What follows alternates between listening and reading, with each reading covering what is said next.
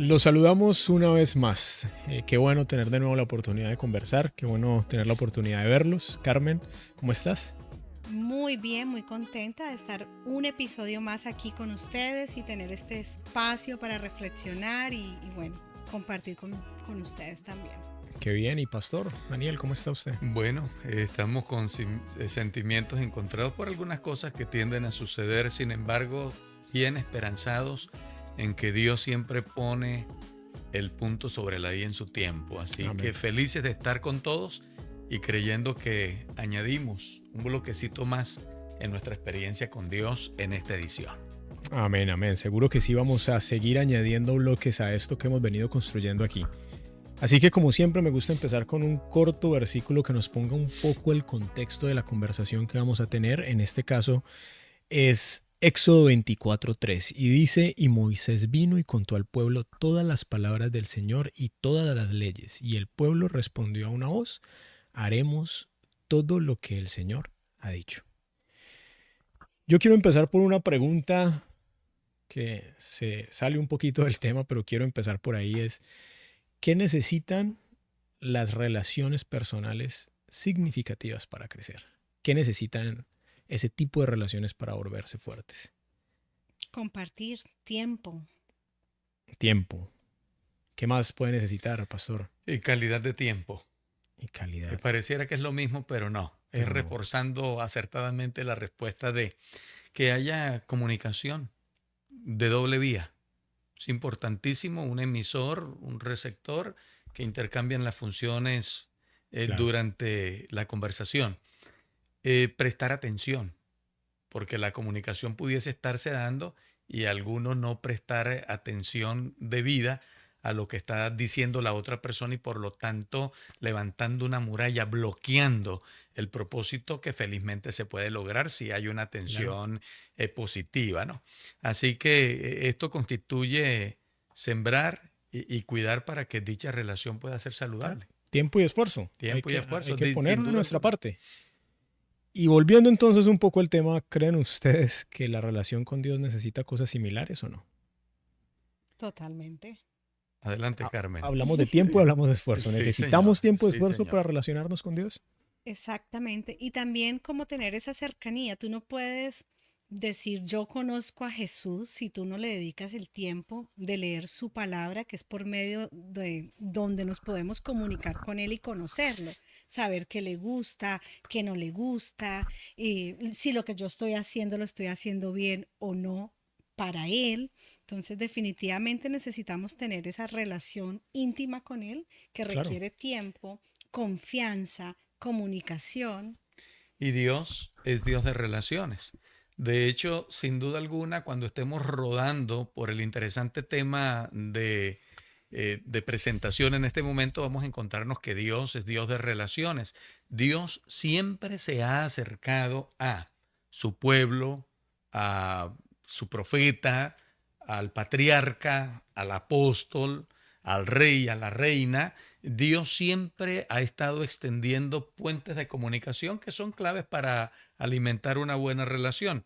Y de hecho hay ejemplos, por supuesto, en el tomo sagrado en la Biblia, donde la gente ha sido recíproca y entonces ha entablado un puente de comunicación con Dios, porque Dios es Dios de relaciones y es inherente al ser humano. Nosotros no fuimos creados para ser como una palmera en medio del desierto solitos, Somos seres ni como sociables, un islo, correcto. somos seres completamente sociales. Así que qué bueno es que Dios espera que nosotros seamos también un pueblo de relación y obviamente Carmen mencionó algo clave a través del estudio de la Biblia. De hecho, el mismo Evangelio según San Juan menciona que debemos escudriñar las escrituras. Ujú. Ellas dan testimonio del Señor Jesús. En Lucas 24, cuando Cristo va camino a Emaús y se le acerca a dos personas, dos apóstoles que iban hacia allá, Él les dijo lo que las escrituras decían acerca de Él. No podemos conocer a Jesucristo a menos que lo encontremos en las páginas sagradas de la Biblia. Y Dios nos habla también a través de la oración. Es un Correcto. hermosísimo hábito que yo lo llamo no opcional, sino vital, orar, hablar con Dios. Perfecto, y ahí entonces estamos viendo no solamente que Dios es un Dios de relaciones, sino que estamos de una vez enumerando formas prácticas de empezar a entablar esa relación y dedicarles tiempo. Dijimos entonces oración, dijimos estudio de la palabra, pero también hay una muy importante que es participar en la misión. Ser activos en lo... Si tienes una buena noticia de este calibre, no queda más que compartirla. Si tú sabes una buena noticia como esta, no la compartirías con tu familia, con tus amigos, con todas las personas que tienes acceso para poder llegar a ellos y compartirles esto, seguro que lo haríamos. Y precisamente esa es la tercera forma de compartir con Dios. Ahora bien, si nosotros seguimos el hilo de esta historia que venimos contando y de la cual hemos venido conversando, vemos cómo llega Moisés a recibir directamente de Dios instrucciones. Venimos de los eventos maravillosos, llegamos a este punto donde se establece en ese monte Sinaí que pudimos conversar, y entonces ahí Dios comparte con Moisés el libro del pacto, ¿correcto? Correcto. Y en el libro del pacto también se hace precisamente pues el sacrificio que le da la seriedad, que le da toda la condición que esto conlleva. Y en ese libro del pacto podemos ver que cuando el pueblo de Israel lo escucha, la respuesta es, lo acabamos de leer, haremos todo lo que el Señor ha dicho. ¿Ustedes creen que el pueblo de Israel estaba siendo sincero cuando estaba diciendo eso o no? Estaba siendo sincero. Lo que pasa es que lastimosamente esta naturaleza humana sorprende. En algún momento podemos llegar a decir de nosotros mismos, oye, yo jamás pensé que iba a actuar de esta manera frente a X situación que se pudo haber presentado. De hecho, el pueblo estaba haciendo lo más honesto posible, pero no contaba con que su naturaleza le iba a jugar una mala jugada, le iba a hacer una mala jugada, y encontramos al pueblo lastimosamente en un momento dado y recurrentemente hablando, justamente dándole la espalda a lo que habían prometido. Yo creo, por ejemplo, Jonathan, Carmen y todos los que están aquí pendientes de este episodio tan interesante, yo quiero creer en términos normales que un hombre y una mujer que se presentan en el altar para unir sus vidas en el santo vínculo del matrimonio, en términos normales, vienen con toda la honestidad del caso.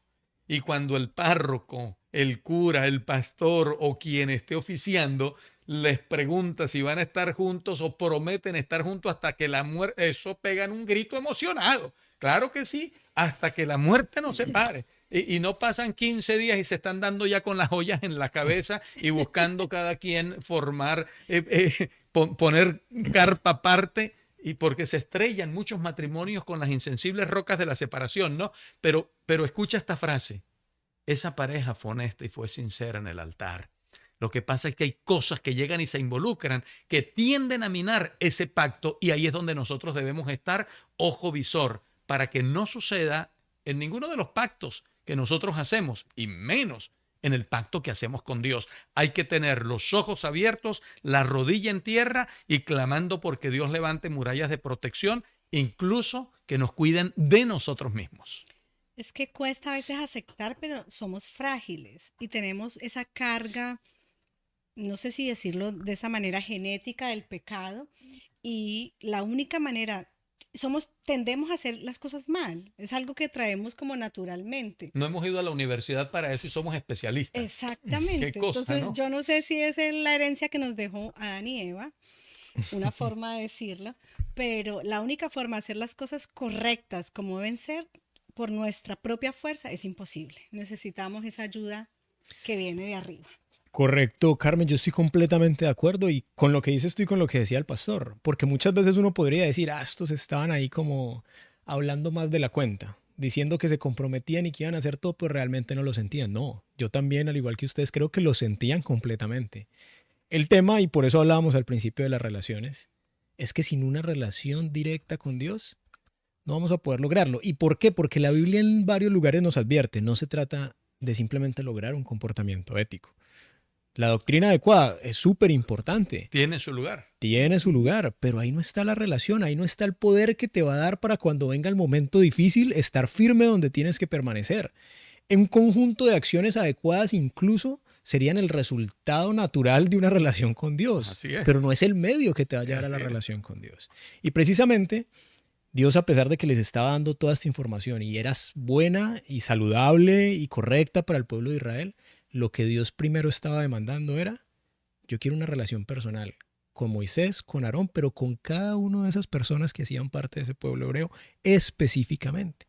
Y si el que empezaba a entender eso, empezaba a entender realmente de qué se trataba todo esto. Y nota, Jonathan, que en el episodio de Éxodo, el capítulo 24, versículos 1 al 8, donde el Señor está justamente entregando el libro del pacto, hay sacrificio, hay sangre, y se destaca que la sangre rociada en el lugar y sobre el libro del pacto indica que solamente podían seguirse las instrucciones en virtud de los méritos de Jesucristo, a quien tú conoces por causa de la relación, y como consecuencia se logra la experiencia de tener una fuerza que no es propia. Claro. Noten qué importante es esto: no es propia, viene de Dios, porque es Dios el que produce en nosotros el querer como el hacer por su buena voluntad. Así que son los méritos del Señor Jesús el que hace posible que nosotros lleguemos a la experiencia de materializar una obediencia que no debe ser un aplauso para nosotros, Claro. sino un aplauso para Dios, que lo hace posible por los méritos de Jesucristo. Correcto. Y pastor, siguiendo con la línea de la historia, vemos entonces que llega un momento donde Dios llama a unos dirigentes de Israel. Estamos hablando de Moisés, estamos hablando de Aarón, pero estamos hablando también de un grupo más grande de 70 ancianos. 70 personas, sí. ¿Cómo fue un poco esa experiencia de ese encuentro que tuvieron ellos? Cuéntenos un poco cómo se dio eso. Bueno, yo creo que fue algo sencillamente glorioso, que los ojos de los mortales quisiéramos haber estado allí. Vieron a Dios. Hay un poquito de debate con respecto a qué significa aquí ver a Dios, porque una vez el Señor escucha una propuesta de parte de Moisés: muéstrame tu gloria, y el Señor le dijo: mira, no hay mortal que haya visto mi rostro que permanezca con vida. Y conocemos el episodio, pero la Biblia allí declara que vieron a Dios, y cuando contemplaron el trono de Dios mismo, debajo de los pies había un embaldosado como de zafiro, semejante al cielo mismo. O sea que fue una visión realmente extraordinaria. Y recalca el mismo párrafo que está en Éxodo 24, 9 al 18, en dos oportunidades, que vieron a Dios, vieron su gloria, y de paso hubo banquete con Dios como anfitrión, atendiendo a este grupo de personas. Me parece sumamente interesante, y vuelve a jugar, y perdonen que yo uso algunas veces esa expresión, vuelve y juega, que está sucediendo un asunto donde Dios está fortaleciendo relaciones entre ellos y Él como su Dios. Y no es que Dios esté desmejorando, Carmen y Jonathan, no, es que nuestro Dios es Dios cercano.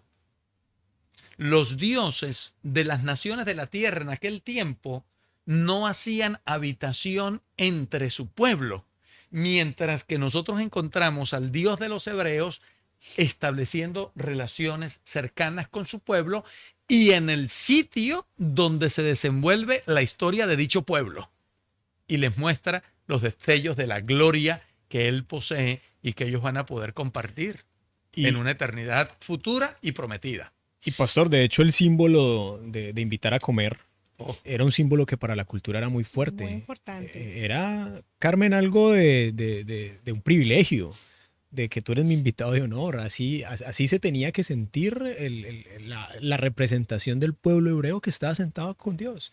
Para Dios era una atención que estaba teniendo con estas personas, demostrándole lo especial que son para Él.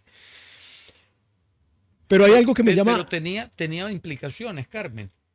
También tenía implicaciones de hacer las paces, incluso de prodigar perdón y de que se recibiera perdón en ese tipo de eventos tan especiales. Por eso era de un alto honor poder ser invitado por alguien y de paso, pues rechazar una invitación de esa naturaleza. Era una ofensa mayor. Una ofensa, algo descortés que, wow, ni pensarlo. esa invitación había que aceptarla. Correcto. Algo que me llama la atención, Carmen, discúlpame, simplemente como para ir amarrando un poquito esta idea es, Carmen, no todos los que participaron en esa cena fueron salvos. Uno pensaría que después de semejante privilegio, No. las opciones de apartarse de ahí son más bien pocas. Imagínate, cenaste con Dios.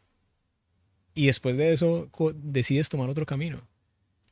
¿Qué nos dice eso acerca de que si a veces participamos, obtenemos la verdad y participamos de ciertos privilegios, eso es seguridad de que estamos tranquilos, salvos y que de ahí no nos baja nadie? ¿O qué piensan ustedes? Definitivamente no podemos dar nada por sentado. Está bien que estemos, por ejemplo, en el caso de nosotros, asistimos a la iglesia, tenemos quizás este ministerio, estamos sirviendo, pero eso no nos hace salvos si nosotros no seguimos haciendo las cosas bien. Y yo creo que nos pasa en el diario caminar, no solamente con Dios, incluso en las actividades diarias de tu trabajo. Tú tienes un trabajo y el que lo tengas no significa que tú vas a permanecer en él. Tú tienes que demostrarle a tu jefe con resultados, con tus actos, con tu forma de hacer las cosas. Lo mismo pasa con Dios. Él nos recibe en todo momento, Él está ahí para nosotros. Claro, Pero claro. tú tienes que dar ese paso de hacer las cosas bien, de dar testimonio con tu propia vida para poder Que en este caso ser es incluso salvo. mejor que con el jefe, que es una muy buena analogía, Carmen, pero aquí es mejor que con el jefe. Claro, Porque la aparte promesa este es te mucho más justifica. grande. Este te dice, yo lo que quiero es una relación contigo. Si tú la tienes esa relación conmigo, cuando te equivoques, yo te voy a dar la mano. Yo creo que una relación, porque estamos en el marco de que Dios establece relación con su pueblo, hace pacto con su pueblo, es cercano a su pueblo, una relación debe alimentarse constantemente. Cada día hay que tomar la decisión de decirle al esposo que él es el mejor. Hace ratico estábamos escuchando cosas bonitas como esas Muy acá. bonitas, sí, sí, muy bonitas. Aquí tenemos a Carmen felizmente casada con su esposo Julián y pues se cruzan palabras lindas que fortalecen y embellecen una relación de no sé cuántos años de matrimonio ya.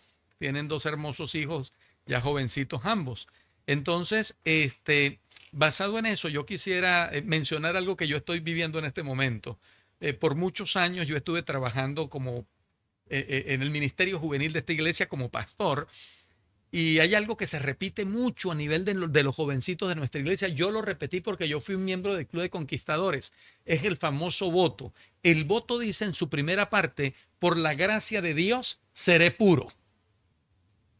La pureza es un regalo divino, pero la decisión la debo tomar yo. Y debo tomarla cada día. Yo cada día debo amanecer diciéndole al Señor, Señor, hoy es día para que continuemos caminando juntos. Y fortalecer mi relación con Dios, por la gracia de Dios seré puro, implica no permitirme abrir una ventana que venga a manchar mi relación con Dios o conmigo mismo o con quienes me rodean y son aquellos a quienes amo. Porque decir, por ejemplo, por la gracia de Dios seré puro, debió haber sido un ejercicio de los jóvenes que vamos a encontrar reseñados más adelante, que se plegaron a desobedecerle a Dios en algo aparentemente simple, pero supremamente solemne. Entonces, Dios nos puede dar poder para obedecer, pero el ejercicio de la obediencia es nuestro. Depende de mí, claro. Pero pastor, ahí yo encontré algo que a mí personalmente me llamó la atención, lo hablaba con Carmen antes de empezar, y es, a veces la obediencia suena como esa carga, como algo que tienes que hacer, que no se te puede olvidar, que si se te olvida vas a tener problemas, y la obediencia para nosotros, tal vez por crianza, por cultura, se vuelve eso. Pero cuando estoy leyendo esto, me empiezo a encontrar que la obediencia tiene otro significado. La obediencia aquí es expuesta como una promesa. Dios te está diciendo, yo te voy a dar la capacidad. ¿Cómo te lo dice? Os daré un nuevo corazón, el pondré libro un de espíritu Ezequiel, sí. nuevo dentro de Tremendo. vosotros y quitaré de vuestra carne el corazón de piedra. Vea que todo lo está haciendo Dios. Ya. La disposición es nuestra, correcto, pero todo el trabajo lo está Ya. haciendo Dios. Y Dios es digno de un aplauso y nosotros deberíamos llorar frente a darle la espalda a semejante trabajo, que no es de cualquiera, es un trabajo divino. ¿Y cómo no valorar semejante cosa como para darle la espalda e irme por un camino que me va a llevar a la miseria, a la perdición, a la maldad o a lo que sea? Entonces, yo sé, Jonathan, yo te voy a decir aquí, estamos en confianza con toda la gente que nos está sintonizando y están pendientes de esta linda programación. El tópico de la obediencia es un tópico ciertamente algo sensible, ¿no? Yo he escuchado casos como estos. Por ejemplo, hay un atleta de hace algunas décadas atrás, Sebastián Coe. Creo que más o menos así se pronuncia. Él corría media distancia y se caracterizó por algo, su formación como atleta. El papá lo obligaba. Era un atleta que empezó obligado. Tenía las condiciones, pero no le gustaba correr. Y las reseñas históricas indican que el papá lo obligaba hasta con el cinto. Bueno, para resumir la historia, el hombre en un momento dado terminó siendo un muchacho obediente, se enamoró del atletismo y llegó a ser medallista olímpico de oro. Uno dice, bueno, esa obediencia tuvo resultados, cosechó, lo obligaron. Es un poquito complicado el asunto, ¿no? Pero cuando nosotros vemos esta cara tan preciosa de una moneda completa, resulta que Dios nos está diciendo, yo lo estoy haciendo todo en tu favor. Nuestra obediencia ahí debería ser como, no, un trampolín, hermano. Ahí yo creo, pastor, que con ese ejemplo que usted pone, pues al principio tal vez eso es algo que el niño tuvo que obedecer, pero después se vuelve pasión, porque si no, no llega, es imposible llegar a ese nivel. Llegó a ser un joven, se enamora, se enamora. Iba a tomar sus propias decisiones y decidió, se enamoró, como acabas de mencionar al respecto, ¿no?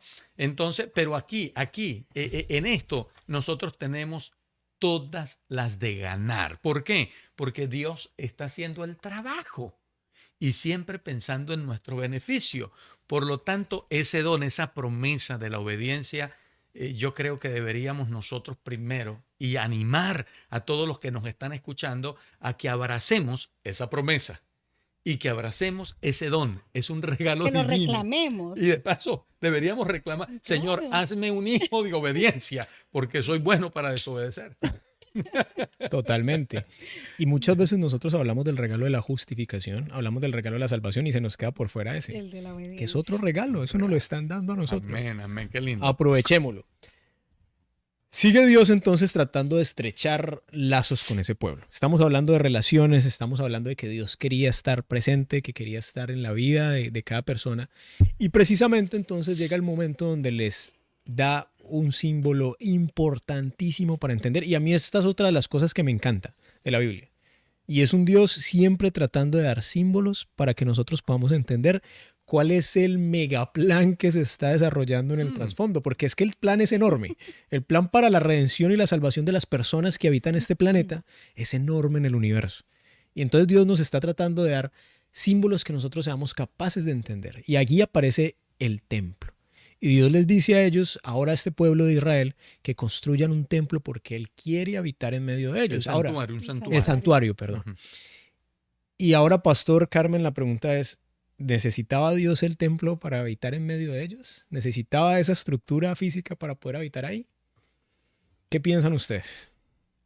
No, de necesitarlo no. Era más un recordatorio, yo pienso, un recordatorio para las personas que algo que Dios en sí necesitara, para que lo sintiéramos cerca, para que ellos lo sintieran en ese momento cerca.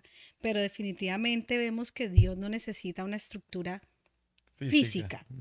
Más que nuestro corazón dispuesto. Fíjense qué interesante, gracias Carmen, qué interesante el asunto. Ya Dios estaba en medio de su pueblo. Lo hacía a través de una columna de fuego, a través de una columna de nube. La presencia de Dios estaba entre el pueblo. Pero ahora el Señor pide que le hagan un santuario y hace el énfasis para que yo habite en medio de vosotros. El punto con el santuario estriba en que se convertiría en el medio a través del cual Dios mostraría de manera objetiva a esa nación y para que esa nación la compartiera con las naciones de la tierra, justamente el plan de salvación. Porque todo lo relacionado con el santuario, hasta los materiales, los muebles y los oficios que se realizarían, todo apuntaría, ni siquiera indirectamente, directamente a la persona de nuestro Señor Jesucristo. Porque Jesucristo es sacerdote, pero también es víctima. Sí, interesante, ¿no? Todo lo que sucedería apuntaría a ese anhelo de Dios de estar tan cerca de su pueblo que en realidad Dios le estaba poniendo un salón de clases para que ellos lo vieran objetivamente, y finalmente la graduación es, y no aquí en un santuario en la tierra, que es la tierra es una réplica del santuario celestial, como lo dice Hebreos el capítulo 8. Sí, el santuario de la tierra. Entonces, lo que Dios estaba era estableciendo un medio a través del cual enseñarle objetivamente el plan de salvación a su pueblo. Me gustó esa analogía, pastor, el salón de clases, porque realmente a veces como humanos tendemos a darle cierto grado de santificación a lugares. Y eso realmente no es el objetivo del santuario. No es que hay un lugar santo, porque de hecho Salomón y Pablo lo dicen, que como 4 paredes pueden contener al Dios Claro, que hizo el no es universo. Es posible. imposible. Imposible. Lo que estaba pasando ahí, lo santo de ese santuario, era el símbolo que se estaba usando, pastor, como usted precisamente menciona. Ahora bien, ese santuario tenía un fin también.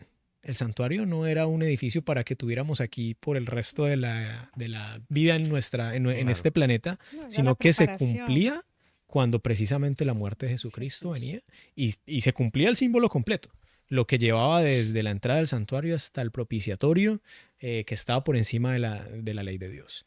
Entonces, si eso era así, y si aquí lo que estábamos viendo era un conjunto de enseñanzas prácticas que Dios quería darnos a nosotros para poder ayudarnos a entender ese plan de salvación, también tenemos que entender el trasfondo de cómo se construyó esto. Y ahí hay una cosa súper interesante, y es que Dios capacita especialmente a unos artesanos Mm. para poder llevar a cabo una labor. Y me parece de resaltar que los nombra. Y dice, mira, esta persona va a ser el que va a hacer esto y esto y esto, y yo lo he capacitado especialmente para que lo Para haga. esto. Ahora, ¿ustedes se imaginan cómo era el trabajo de esa persona? Pero, y fíjate, Carmen y Jonathan, y hay una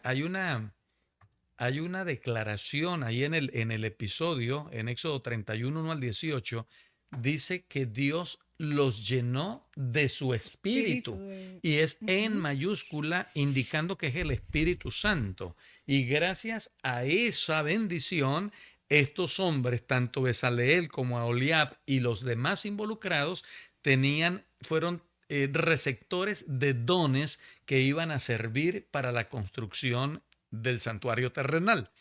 El pueblo participaría, porque Dios solicita los recursos de parte del pueblo: oro, plata, bronce, telas, en fin, una cantidad de cosas. Y el pueblo no se resistió.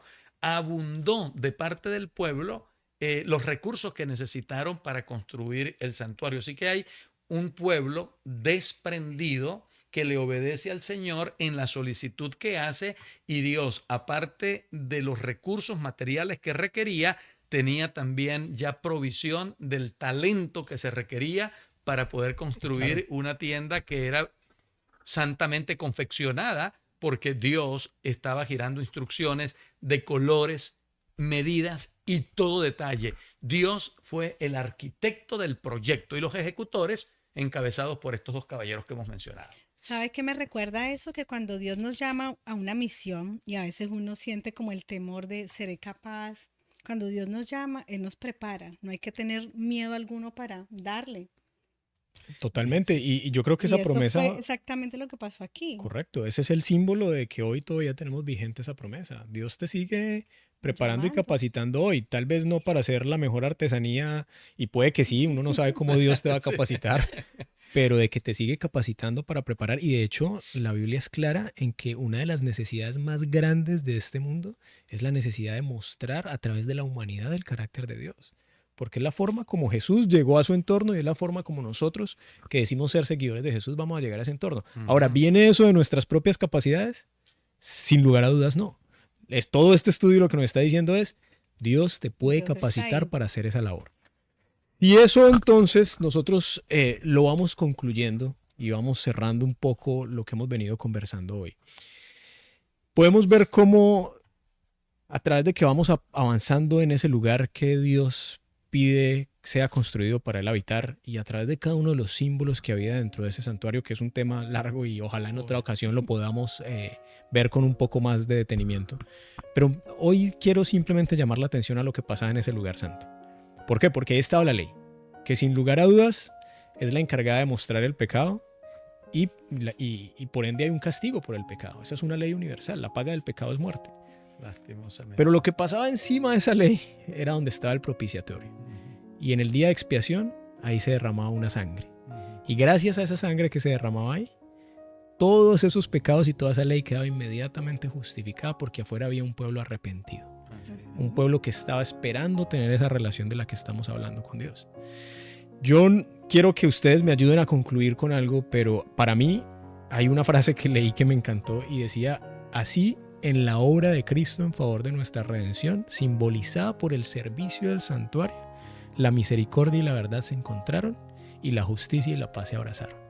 Conclusión práctica de lo que estaba pasando en ese punto. ¿Qué quieren ustedes aportar a esa idea de lo que estaba pasando en ese punto y a lo que nos llevaba ese símbolo del santuario? En mi caso, le va a tocar a Carmen cerrar el día de hoy. Yo quiero darle gracias a Dios por Jesucristo, el Cordero. Tipificado en ese Cordero que era sacrificado en el santuario, tanto en el continuo como en el día de la expiación. Porque sin Jesús yo estaría irremisiblemente perdido, pero lo amo, porque ha hecho por mí lo que yo jamás hubiese podido hacer por mí y menos por otros. Amén. Su nombre sea glorificado y ven, Señor Jesús. Amén. Queremos ir a casa. Wow. Pues lo único que yo puedo decirles a cada uno de ustedes es que toda esta lección fue un recordatorio inmenso de que Dios está conmigo, que está contigo, que camina de nuestra mano y que lo único que tenemos que hacer es disponer nuestro corazón, es reclamar esas promesas de salvación, de obediencia, de justificación, pero depende de nosotros. Así que a mí esta lección me encantó, más que nada por ese recordatorio de que Él está ahí conmigo en todo momento, aunque parezca muy difícil la situación, sé que Él ya tiene la victoria. Y reclamo esa promesa. Amén. Y de manera práctica, que cada uno de ustedes que nos escucha pueda reclamar también esa promesa, que pueda hacer de esa relación con Dios cada vez más estrecha, cada vez más personal. Y los invitamos para que la próxima vez nos podamos de nuevo encontrar, seguir hablando de esto, seguir conociendo y creciendo juntos. Así que los esperamos en la próxima ocasión.